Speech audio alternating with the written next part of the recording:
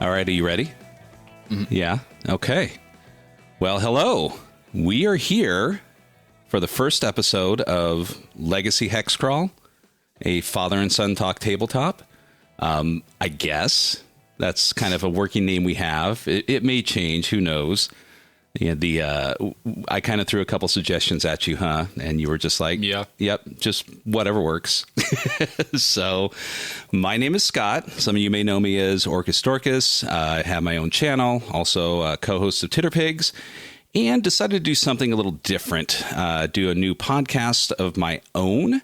And I decided to see if I can get my son in here to talk about his perspective on tabletop gaming. Generally speaking, I feel in talking to a lot of people that the perspective of the next generation of gamers, especially tabletop gamers, tends to be a bit one-sided, and I think their perspective is totally off. So I have my son here to talk about himself and his friends to maybe set the record straight, or at least give some clarity on a few things. So this first episode, we're going to talk about something easy, and that's character creation or character generation. Primary focus is going to be on D&D 5th edition, which is the game that he primarily plays with his friends. But my son, who has been playing games probably since you're about 10-ish, I think. You think so? Oh, I think so. Yeah. Has at least indulged his father in trying out other games when I toss him at him. So he's been through character creation, but D&D 5th edition is not the only game he plays. He has enjoyed and played several other games, one of which is Mork Borg, which we'll talk about here today. Mm-hmm. So before we get into it, I'm going to do to you what I do to anyone that I interview on my channel is we're going to go into your background. And that background is what introduced you into tabletop role-playing games. Do you remember? I think my friend in elementary school. Mm-hmm. I think like it started with him showing me, I think like the monster manual for 5th edition. Mm-hmm. I think in around like 5th grade. Okay. And if I remember correctly, you were at a table at your sister's softball game. Oh, yeah. Yeah. It was outside at like a park. Yeah. And at the end of Taylor's game, you come running up to me with a sheet of paper, and I said, "What have you been up to?" And you're like, "Well, I made this wonderful character from a game called Dungeons and Dragons, and the rest is history." As I took you aside and said, "Noah, it is time to rebuild my my old gaming inventory, and I'm going to use you as an excuse to do so." But no, you took off your own shortly after to do your own thing. I ran games for you and your friends for some time until you kind of got your footing. Mm-hmm. Was it probably maybe 12 or so, 13, where you were kind of doing your own thing with your friends? I think so. I think that might have been like the point where you branched off. I remember before it was Lost Minds of Phandelver, and then the Tomb of Annihilation, I think. Yeah. And then what was called when you Descend to Avernus. Yeah, we kind of had some false starts on several things where it was, you guys were eager to go, but it was hard keeping an ongoing campaign with you and your friends because you're kids. You had other stuff you were doing. And at a certain point, it was just like, "Hey, old man, we want to hang out with the cool kids, and you're no longer part of them." But yeah, so then you took off from there, and then eventually you branched out into running your own games. Mm-hmm. And then what age, about how long ago or what age were you kind of went from, "Hey, I'm having fun just running this stuff," to where you got interested in making and creating your own stuff within the game? I think like 3 or 4 years ago. Yeah. Like freshman year of high school. Okay. Yeah. It was when it first started. Mm-hmm. Yeah. So I think it might have been with your, I wouldn't say introduction, but when you started getting into Mork Borg quite a bit.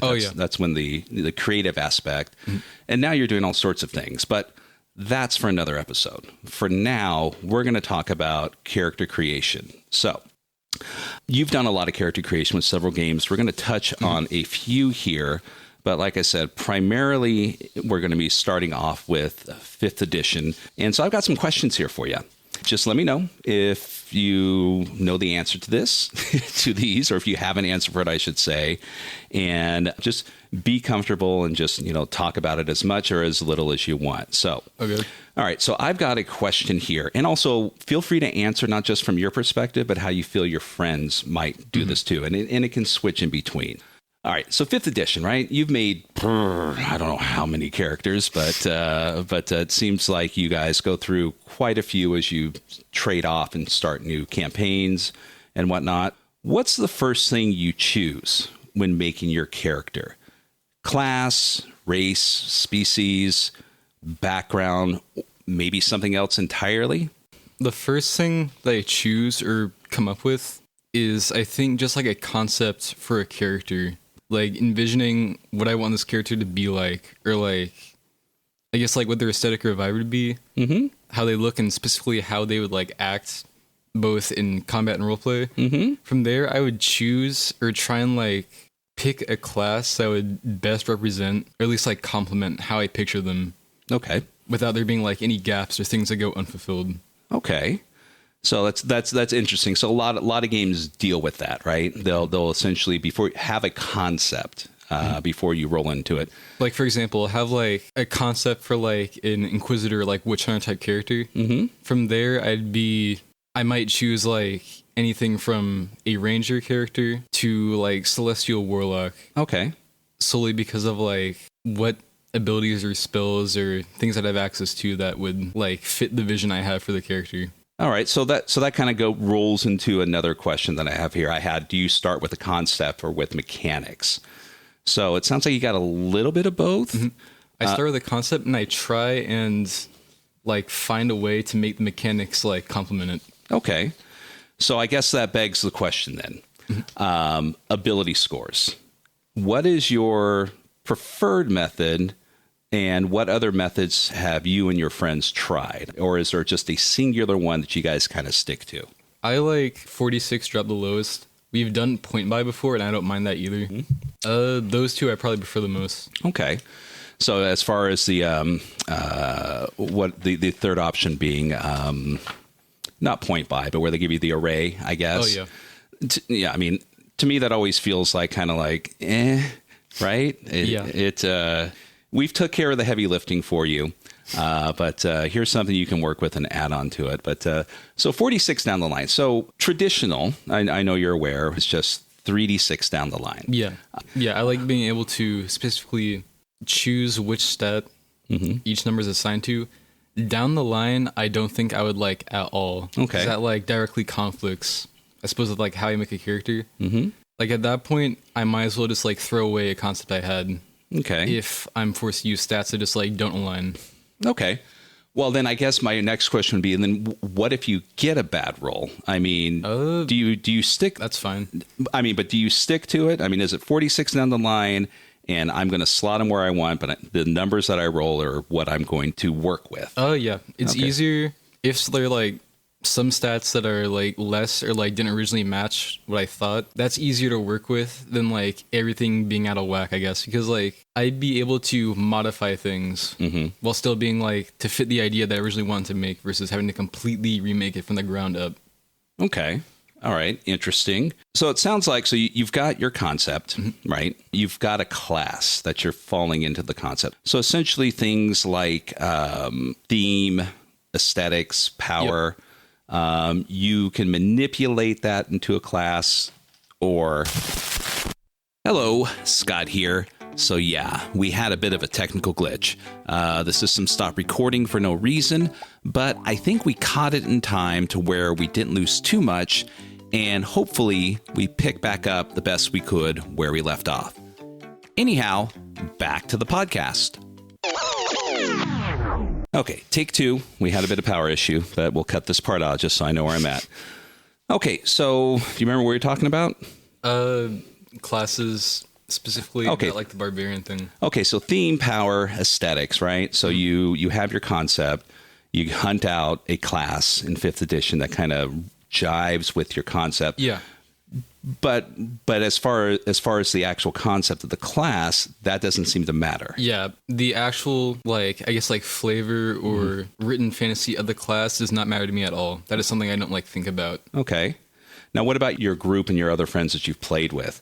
Do they tend to follow the same thing, or do they take a different route as far as you know? I think it's kind of similar. Okay. Rather than the actual class itself serves more as just like a mechanical basis than anything. Right. Now, from that point, right, does the concept of optimization, which I'm sure you're aware of, beyond just putting the stats into the concept that you have, does that matter to you and your group, or is it more about the vibe of what you're going for?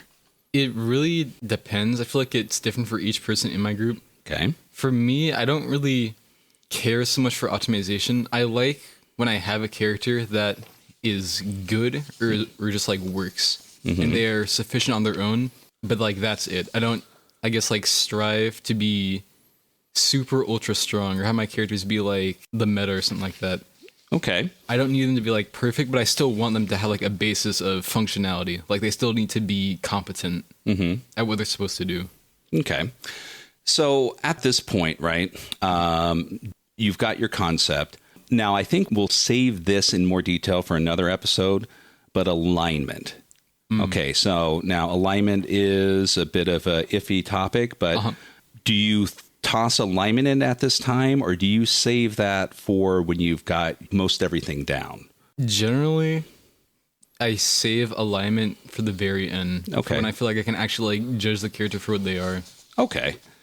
Well, that's interesting because I mean, it's so even at that point, you've got a concept, but you're not really sure where their moral scale is sliding to the left or right or diagonally or whatever, because we're dealing with D&D alignment. In some cases, it's easier for me to at least like get a vision of, okay, this character is probably going to be lawful neutral. And like, that's that. Other times I feel like I need to both like finish the actual concept of the character and also like what they do or how they act in actual play itself to determine that. Okay. So tools, right? And we're kind of jumping all over the place, but tools. Now, I know you prefer pen and paper, right? Do your friends also do the same, or what tools do they use for handling their characters? They pretty much all do it online, I think. Okay. How do you feel about that? They're fine to do that. Okay. I personally do not want to do that. Now, okay. Is there a particular reason why, would you like to say, or is it just... I just like writing stuff down. Okay. It feels just like better to do. Okay. That's fair. That's definitely a good take. I'm not trying to box you in or get you with a gotcha moment, just so you know. Yeah. People are going to listen to this and they need to know that I'm a good dad, at least on the mic. So let's talk about a few things. So before we move on to another section, but so kind of we're kind of breezing through it all. Concept, abilities. You've got your class. You've got your vibe. What else haven't we mentioned before you finally kind of get to the end? You're like, this is good. I think he or she or they are chaotic neutral, lawful neutral. Is there a certain step that we may have missed in that process? I mean, do you, as far as just the willy-nilly stuff, like, you're a level 1 warlock, so you're going to pick Evard's spamming tentacles and things like that, but equipment and all that stuff, so I guess when in that aspect, let's talk about that. Do you go for the standard dungeoneering array? Do you get your lantern, your 10-foot pole, your large sack, small sack, or does that stuff kind of even come into play initially when you're making your character? That's actually something I really like doing. I love being able to use equipment whenever I can. Okay. And yeah, a lot of characters, that is important for them. Okay, so you've got your equipment, so that's the fun part, right? So you've statted them out, you're equipping them out. I know you tend to, you're artistic, so it's a lot of times you'll have an artistic conception of your character. Yep. So I think that's about it, but I guess let's kind of get back to the 5th edition rules themselves, right? Is there anything in 5e's character creation that you feel is limiting? And also, can you think of a couple things that you and maybe your group have changed or modified in regards to that? I feel like, at least for me, a lot of the flavor that's baked into some classes is way too limiting, I guess, for what the class itself could actually bring. Okay. The best thing I can think of right now is monks. Okay. With both just like the general vibe that monks are described as having and also how their key works. I feel like them being limited, or pretty much their intended, I guess, fantasy being just like stereotypical, like East Asian Shaolin monk, like Sun Wukong type martial artist. Yeah. That is, I feel like that's boring to me. It doesn't have nearly as much like creative freedom without like modifying stuff, like using homebrew or stuff like that, as like the fighter class would. Okay. Or rogue, or even a rogue is limited with their thieves' cant. Okay. Which I guess like predisposes all rogues to be like mafia based or like right. Yeah, not as much freedom as other martial classes, even less than Barbarian, which I feel like Barbarian still has less because they're supposed to be like the archetype of like rugged, like tribal, just like berserker type warrior thing. Right. But yeah. Do you feel like some of the I guess the subclasses or anything? Do you feel that this version has provided you with options, or do you still feel that these follow?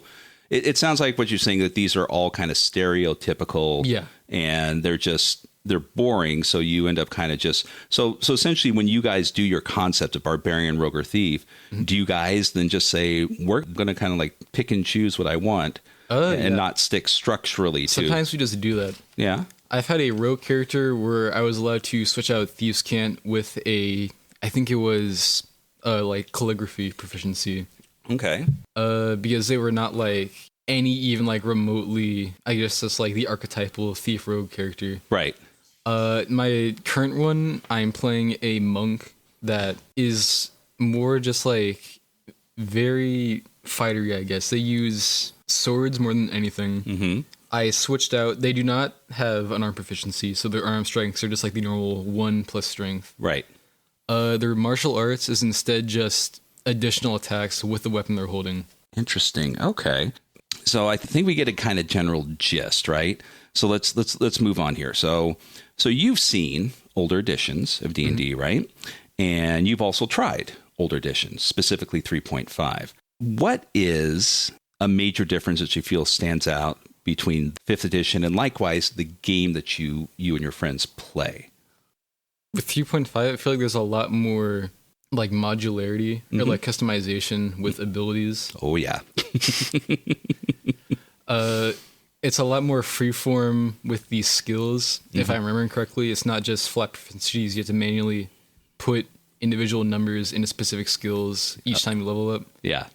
There's also, at least like stuff I remember, is that there's more, I guess, just like arbitrary restrictions on stuff. Yeah. Like barbarians not being able to read unless you take like actual skills into it. Right.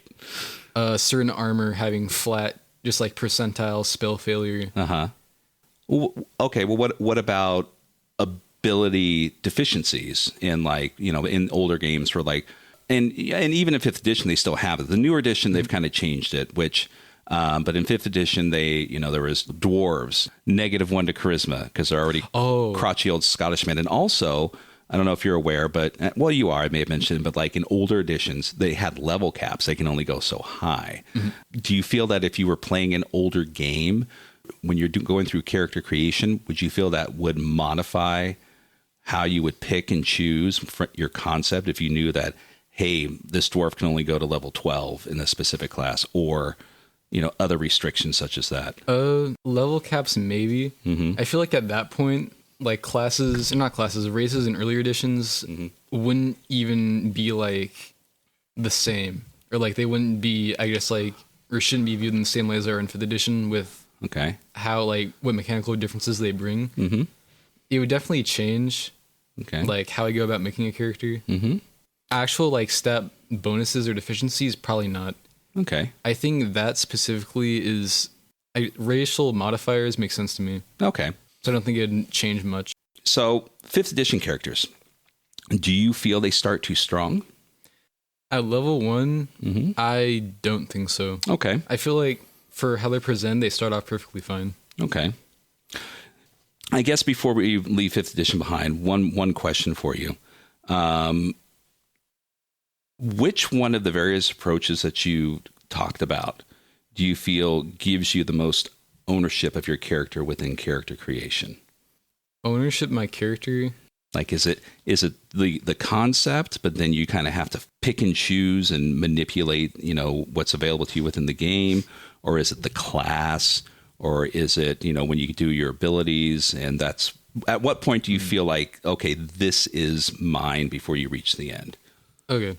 I feel like once I have the concept and then I get like a grasp of like what I can do mechanically to make it fit that, I feel like at that point, I feel like I'd have ownership, or at least like a solid idea of how I want the character to be by that point. At least like I'm confident in how the character is going to be. Excellent. Okay. 3.5. So you've tried it. What was your first impression when you started to do character creation for that? I liked it. Yeah. I liked a lot of just like freedom of ability, specifically I played fighter. I liked being able to just mix and max or pick and choose how I want the specific fighter to be like. Do you find the number of feats overwhelming, or was it exciting to you when you first looked at it? I thought it was kind of exciting. Now, the negative aspect of 3.5. So how do you feel like in 3.5, you need to literally plan a character 8 to 10 levels ahead for prestige classes, skills and certain things to meet the requirements? Again, was that a challenge you found interesting, or did you find that to be maybe overwhelming or restrictive? Having to actively plan ahead for stuff like prestige classes, I feel like is overly restrictive. Okay. I feel like it's needlessly exclusive. Okay. Do you feel that it rewards the creativity more so than 5th edition or rules mastery? I mean, strictly rules are written, I don't think either rewards creativity much. I'll give you that. I will give you that, yeah. But I do think 3.5 rewards planning ahead or just complete knowledge and mastery of the rules more so than 5th edition does. Okay. Because I feel like there's less, aside from really specific cases, making an annoying sorcerer hexblade paladin character that can just one shot everything in 2 rounds. Yeah. I feel like 3.5 has more, I guess, outlets for that, more opportunities to actually do stuff with knowledge of it. Okay. Interesting. No, that's very fair. That's a very good observation. So that kind of answers my next question about multi-classing in 3.5. Is it too fiddly, or did you like the complexity of it? I don't know why I put this question here. This is more for combat, so that's for another day. Okay, here's one. So 5th edition, right? 5th edition is the one that you grew up with. And of course, there's the new 2024 edition. I know you kind of briefly maybe looked at it. I know you and Zane and I kind of took a look at some of the Unearthed Arcana aspects that came out in announcements and just kind of went black. Me and my friends had, I think, 1 session with it. But I think that was it. Okay. 1 session. But if 3.5 came out today, do you think you and your friends would enjoy it? Or would that be the straw that broke the camel's back and the edition wars begun? I feel like there would be just a lot of whiplash from the change in complexity. Okay. If it was completely 3.5, everything 3.5 had, down to the way that you build characters and the restrictions it had. Yeah. I feel like, I don't know, I might like it a bit more in a few specific ways, but I don't think I would the out of nowhere changes and restrictions on stuff. Okay. Yeah, I mean, it definitely. Now, have any of your friends, besides Zane and Derek, have any of them looked at the other editions like 3.5 in any regards? Or, I mean, I guess have they? Do you feel that they would be interested in trying it out if they haven't already, or do they feel like this would be too much for them? We're fine with what we have. I'm not entirely sure. I feel like some of them would like it or give it a try. Other ones, I don't think so.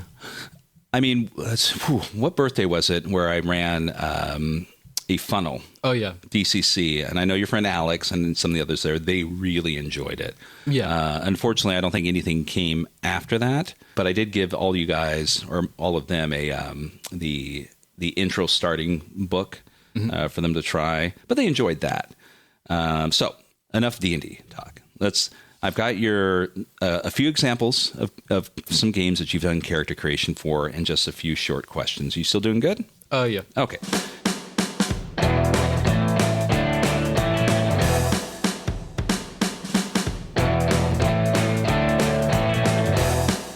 Thank you, everyone, for listening to the first episode of Legacy Hexcrawl. I hope you enjoyed yourselves as much as Noah and I had making it. If you have any questions, topic suggestions for Noah, please feel free to drop a message in the comments, drop a message on my socials on Blue Sky, or email scott@orcusdorcus.com.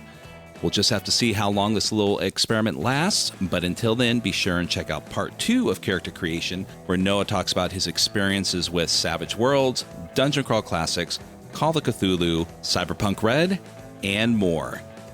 Until then, everyone, take it easy, and we'll see you then.